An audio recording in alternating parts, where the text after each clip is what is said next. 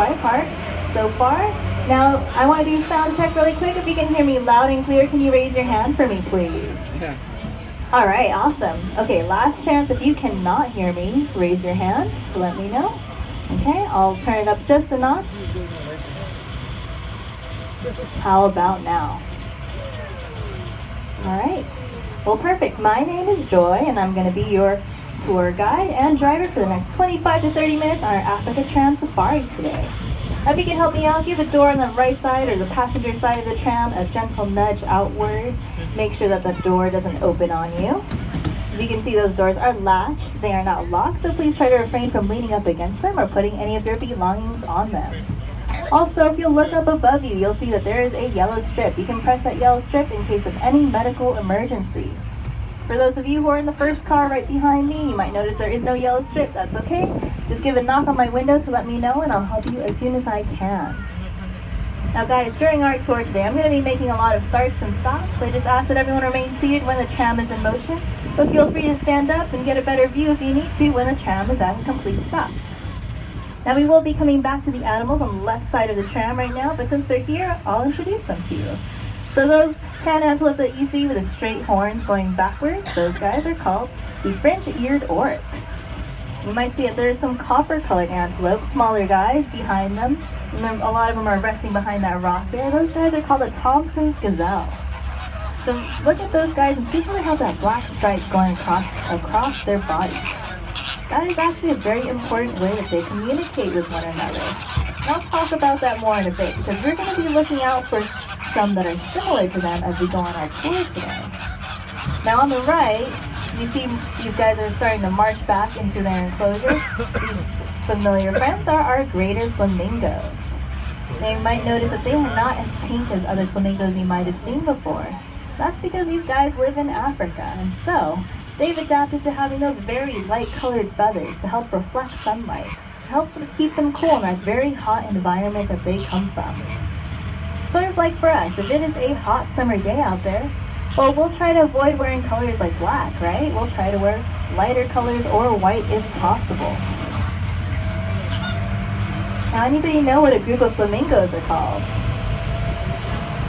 Well, you could totally call them a flock. Sure, but if you want to use a fancy birder's term for them, they are called a flamboyance of flamingos. Now guys, during our tour today, I'm going to be sharing with you a lot of different animals and the different adaptations that they have to surviving in the home that they come from.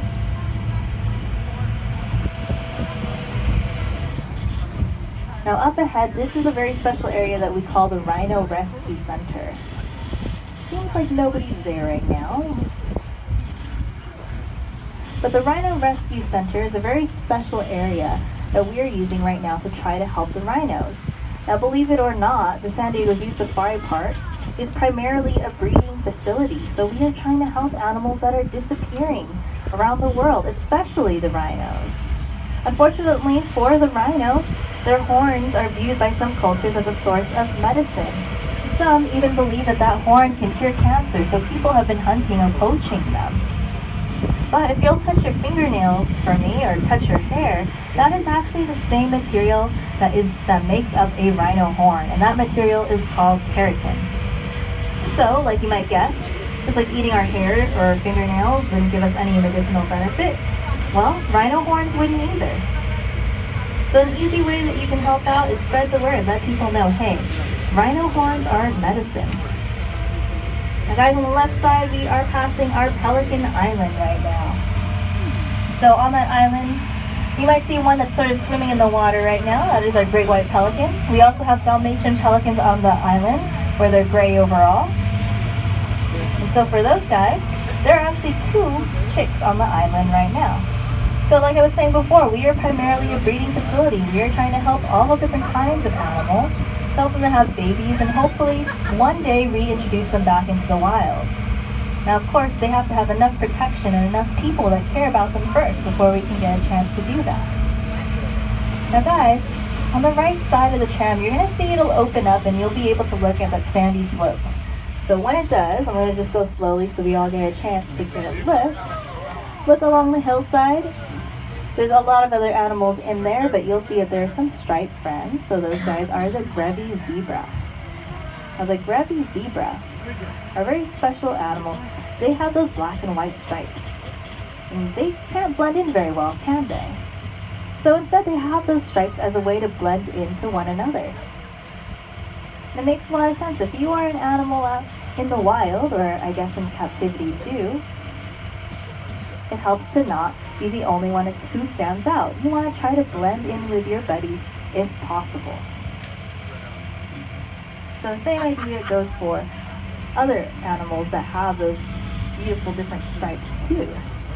Now, on the right side of the tram, you're going to see a lot of different birds here.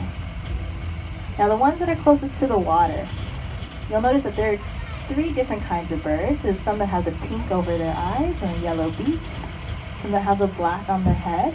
Now the ones with the pink over their eyes, they have these chopstick-like beaks, and they are called a great white stork. I'll pull up just a little bit more.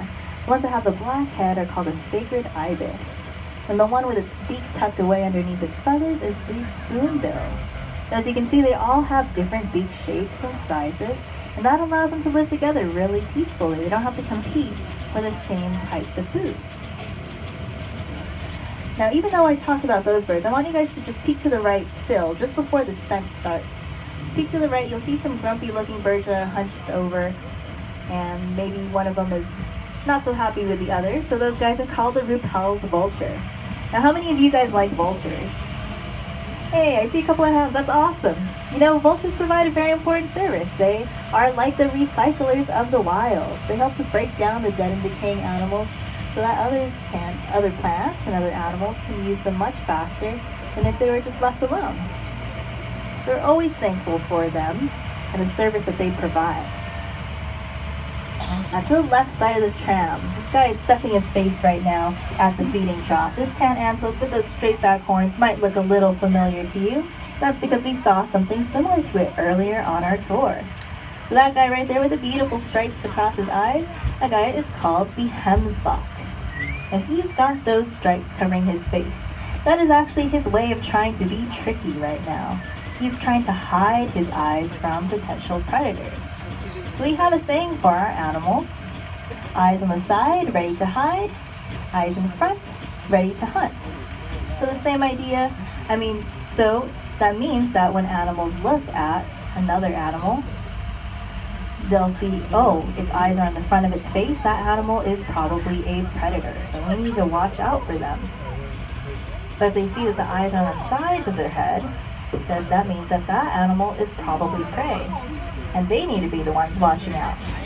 Maybe you guys have encountered something like that when you've gone hiking, maybe, and maybe you've encountered a wild animal during your hike. They tend to know where your eyes are. They'll look at you right in the face. So they are trying to see if you are a predator or not. Now on the left side of the tram, these chocolate-colored antelope are a very special family here called the sable antelope. And the leaders of the family tend to be grandma and grandpa. So grandma and grandpa are related to every single member in their herd, and they will watch over the grandchildren, they'll protect them, and they'll also keep an eye out for any other pesky sable antelopes or any other antelopes that might try to get into their space. So they try to defend them from others. Oh, so I see this giraffe is starting to sit down right now. Plop. So look at how the giraffes have those special patterns. So each giraffe has a unique pattern of patches. They look like little jigsaw pieces. And it's sort of like our fingerprints, except theirs are much easier to see. So each giraffe has its own unique pattern of patches that make it special and unique and different from all the other giraffes. And so that's actually a way that scientists are studying them right now in Kenya. Now, unfortunately, these guys are disappearing around Kenya. And so scientists are trying to understand more about their lifestyle and also just how many of them are left. So to do that, they've set up all these motion sensor cameras around Kenya in that reserve. And if you're interested, you can actually help out. You would be called a citizen scientist, and you would look at different photos that they've taken by going on to wildwatchkenya.org. And when you look at the giraffes, you'll be able to see the different patterns of patches to help identify them and submit them to these scientists. Now up on the hill, one we haven't seen yet, those copper-colored guys that are all resting and they're all scattered right now on the grassy slope, are called the springbok. Now they should also look familiar because we saw a few earlier on the tour, except those guys were called the Thompson's gazelle. Now the springbok have the black stripe that goes across the side of their body. So like I was saying before, that black stripe is their primary way of communicating with one another. Now unfortunately for those guys, they don't have a spoken language like we do. They have to resort to using body language, so having that stripe helps to emphasize the different body motions that they make. Now to the left, walking in the opposite direction of us, these guys are the hemsbok once again, and oh, there are 3 babies that are gathered together.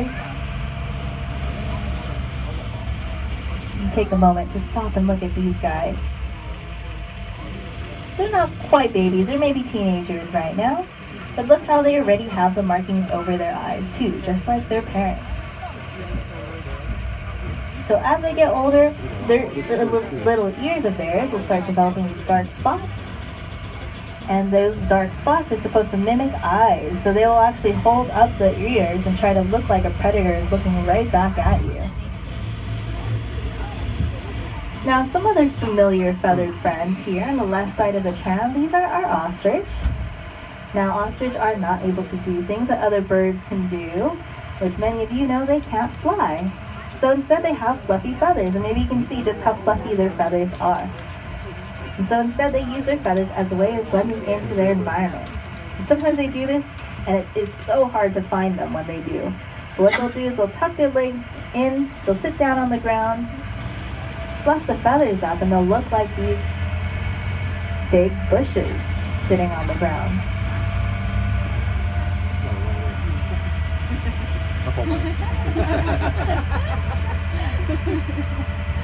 Now even though those ostriches are just pecking around at the ground right now, they actually move incredibly fast. And so sometimes we'll see them scatter and run, and they will actually run up to 40 miles per hour. Oh look, there's a few that are sitting on the ground right now.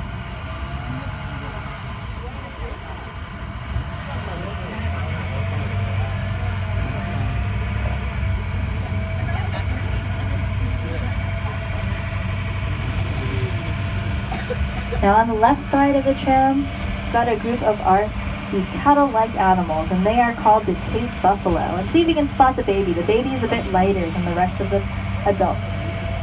So the Cape buffalo are actually one of the most feared animals in Africa, and one of the most dangerous. And that's because they have a very special behavior called mobbing.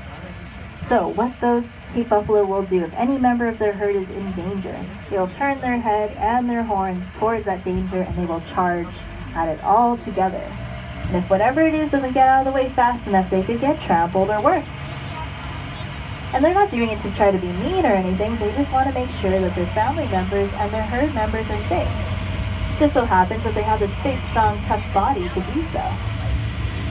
Now guys, if you look towards the right side of the tram, look up the green slope. You'll see sitting in the sun there, and just in front of that shade structure is a camel. So this is our dromedary camel. Dromedary camels only have one bump on their back. Now anyone know what they store in that bump on their back? Well, I always thought it was water, but it's actually fat. And it makes a lot of sense if you think about where camels live. Camels live in a very dry and hot area. And so, they don't need fat, because fat is an insulator. It keeps the body warm. So instead, all that fat is moved into one spot on their body, which is on their back. It keeps them from overheating. I'm going to continue slowly up the hill. Unfortunately, I cannot stop on the hill because the weight of the tram itself is too heavy. But we'll see what we can find along the way.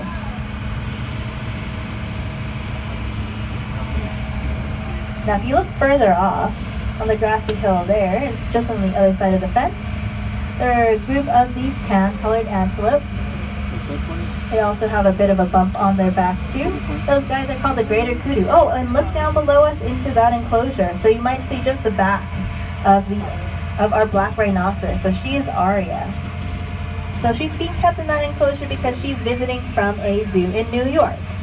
And one of the things the keepers have to do is they have to make sure that she gets used to the sights and the sounds, and especially the smells, before they introduce her to her future neighbors, which include these guys here on the left side.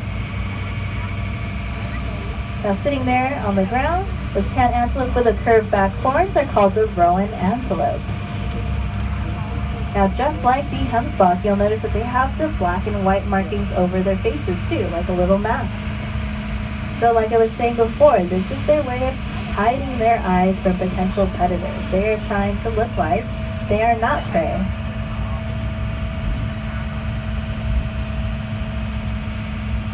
Now as we get up to the top of the hill, look to the left too. On the grassy slope, you'll see that there are a bunch of reddish-colored antelopes, and there's two that are walking up towards the rest of the group. There's a baby there and its mom. Those guys are called the Uganda cob, and they have that reddish coat, which is actually a very important way for them to blend into their environment.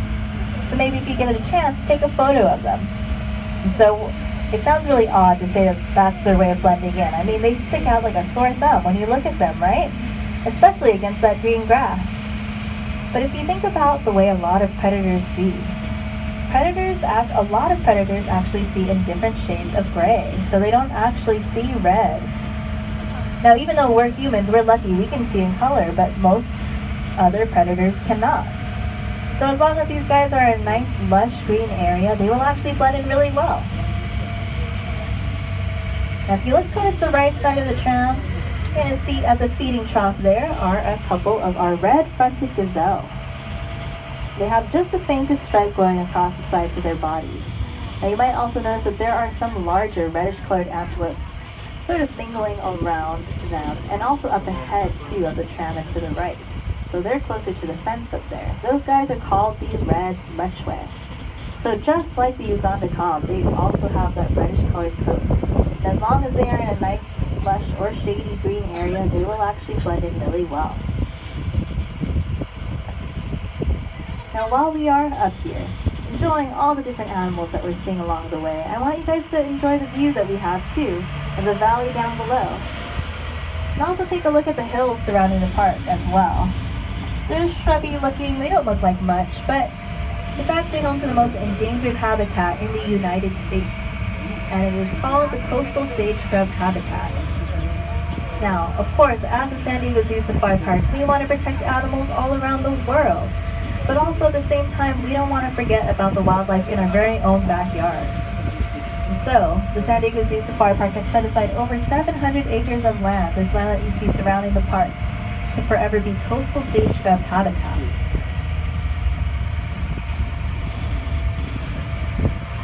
Now as we keep going, and see if we can find more animals along the way, we're getting a different vantage point now. We'll be looking down on the animal.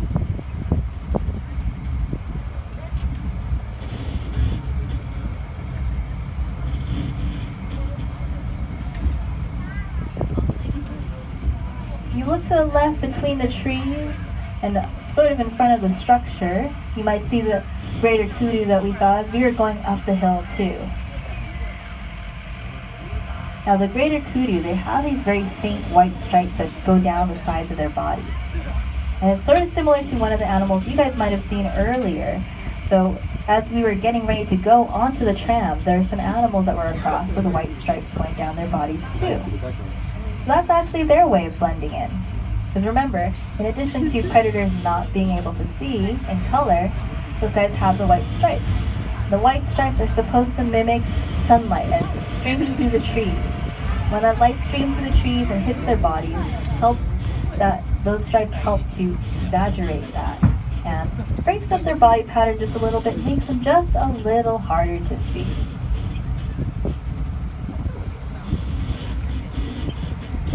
Now I can see the Cape Buffalo were sort of where we last saw them. Notice how they have that very dark color. So there's a very important reason that they are dark in color. I mean, think about it. They live in Africa, and dark colors absorb light, so they would get hot really easily. So there's a reason they have that dark color, and that is actually their warning coloration. Think about other animals that have warning colorations too. Sometimes they're a bit more flashy, like red or yellow. But for the Cape buffalo, that is their warning color. And it's almost as if they're saying, hey, we're dangerous, don't try to approach us. As you can see, a lot of the other animals cue into this, and so a lot of our animals keep their distance from the Cape buffalo.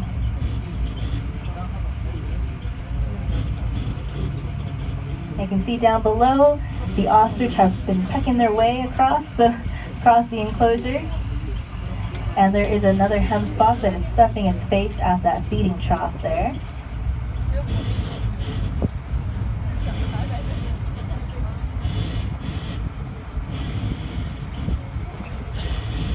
So we're getting a different view of the springbok that I mentioned earlier, how they have the black stripe that goes across the side of their body. So I guess they've had their fill of grass today, so everyone's just resting.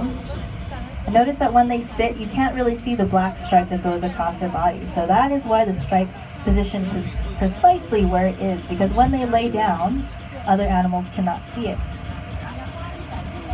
But when they do need to communicate with each other, they can stand up and do so. And you see those shaggy brown antelopes that are next to them, those guys are called the Ellipsan waterbuck. Now as we continue forward, make sure to look back, because you might be able to see why they get that name Ellipsan. If you look at their tushies or their rumps, you'll see that there is a white circle, a white moon-shaped circle. So that is where they get their name Ellipsan.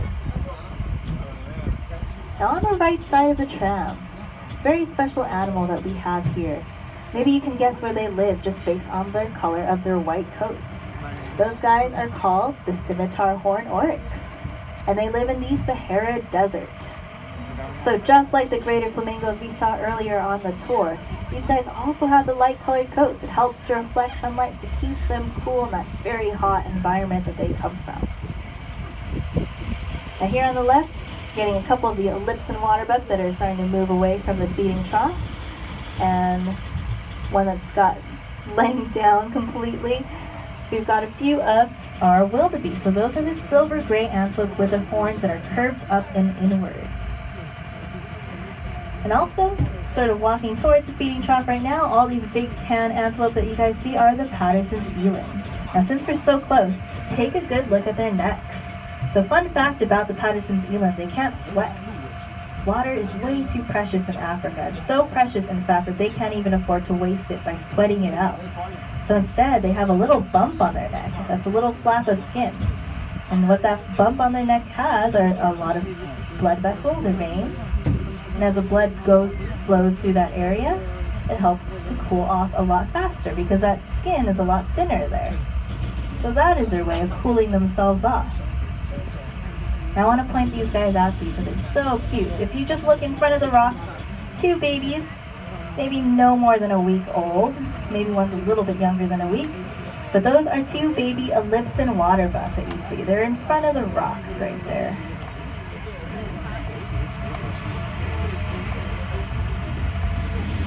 One's sort of wagging its tail at the moment, or was.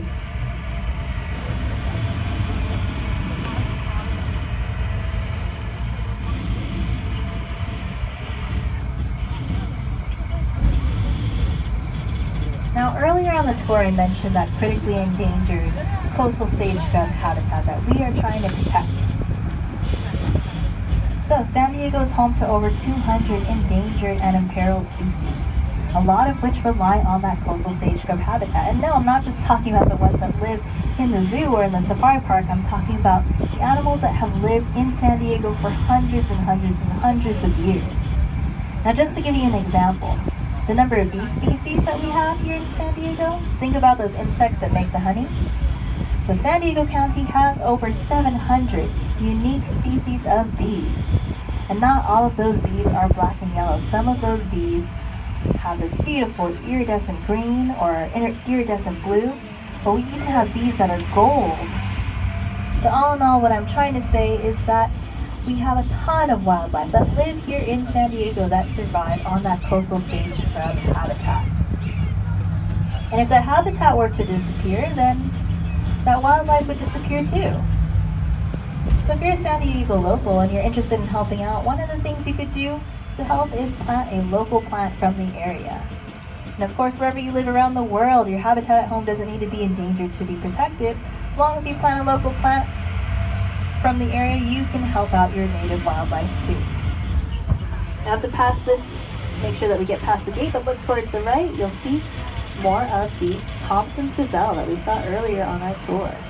So maybe you can get a good look at the stripe that they have across the sides of their body. And also we've got some very interesting birds on the right side with these interesting hairdos. So they are called the East African crown crane. They've got those interesting feathers on the tops of their heads. It's supposed to mimic the appearance of sea pods. Because the thing is, those guys actually tend to live in marshes. And when those plants in the marshes go to seed, it looks very similar to the straw-colored feathers on their heads. Now to the right, we have our rhino. This is our southern white rhinoceros, and there's a couple more ahead, but look how this one's still sort of muddy from our rain a couple days ago. And one of the favorite things our rhinos love to do is roll around in the mud. That mud acts as a natural sunscreen, helps to keep them cool, and also acts as a natural insect repellent too. Okay, we've got more rhinos just up ahead. Anyone know what a group of rhinos are called? Well, they are called a crash, and that's because rhinos can get up to 5,000 pounds heavy. They don't have very good eyesight, but so they tend to crash into things.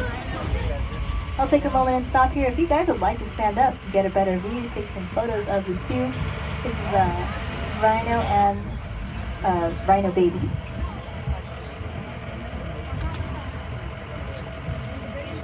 So like I said, they can get up to 5,000 pounds heavy. They're heavier than the average U.S. car. Behind them, you're seeing some more of those fringe-eared oryx. So they should look very similar to the hemsbok that we saw earlier on the tour. I've got something exciting up ahead. I'm going to go slowly. You'll see that there are several caravan safaris going on over there. So if those giraffes are ever hungry, they can come right up to those caravans and get a nice free snack. So it looks like we've got a curious guy here who is taking advantage of his long neck to get the grass that no other can reach. So take a good look at his tongue. Anything weird you notice about the giraffe tongue? They're almost purple. And so that is actually a natural sunscreen too. It helps to keep their tongues from getting sunburned. Because funny thing is, giraffes are somewhat proportional in height and tongue length. And what I mean when I say that is for about every 1 foot of height that a giraffe has, it has about an inch long tongue. So a fully grown giraffe can get up to 18 feet tall, which means it can have an 18-inch long tongue. And also you might notice that our giraffes love nibbling on the bark of the trees. They like to just chew on everything, and so that's probably why, you might be able to guess why we have some fencing around the trees too, because otherwise they will just keep peeling the bark away from the trees until they fall over.